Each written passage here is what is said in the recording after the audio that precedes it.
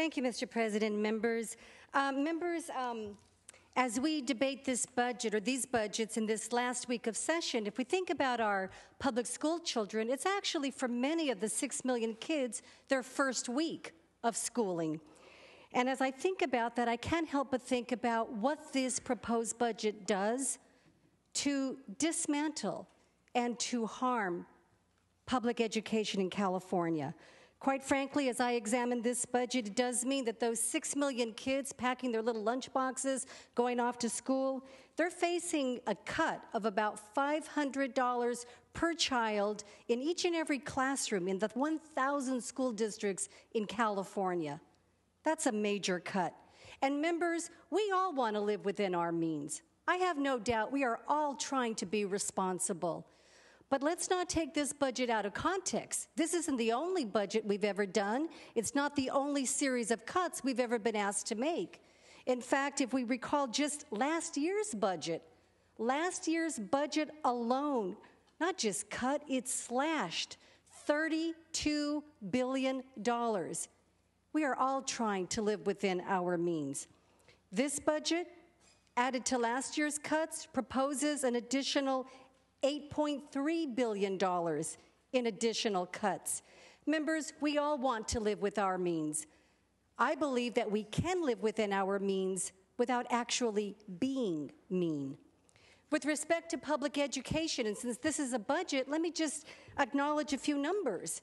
If we take a look at our revenue limits, what we provide to our schools to just exist and survive and educate, do the best they can with 6 million kids. If we take a look at last year, or 2008, the 08-09 budget, we reduced that basic budget, the revenue limit, by $945 million. And then last year, we went back and we cut an additional $2.4 billion. That was a total of $3.3 billion in ongoing revenue reductions to educate our kids. And that wasn't enough because we were asked to live within our means. It hurt. We did so. We then went back and we cut an additional $1.5 billion on a one-time basis. In this budget, it proposes an additional $1.5 billion in the basic revenue allocation for our schools. Members, we're concerned we don't have a budget. We all should be. Everybody's talking about IOUs and the concern. But let me tell you, members, we have already issued IOUs to our schools in California. They are called payment deferrals. It's a nicer word than IOUs. But if we look at all the payment deferrals we have made, as I added up, these intra-year deferrals over the years, it's about $7.5 billion in payment deferrals for K through 12 schools in 2010-11. The IOUs are out there. And this budget, in public education at least, not to speak of other parts of the budget, further seeks to reduce. Members, we all care about our public education system. And as I think about our librarians in California, in those schools, California ranks dead last. There's nobody beneath us when it comes to the number of students per librarian.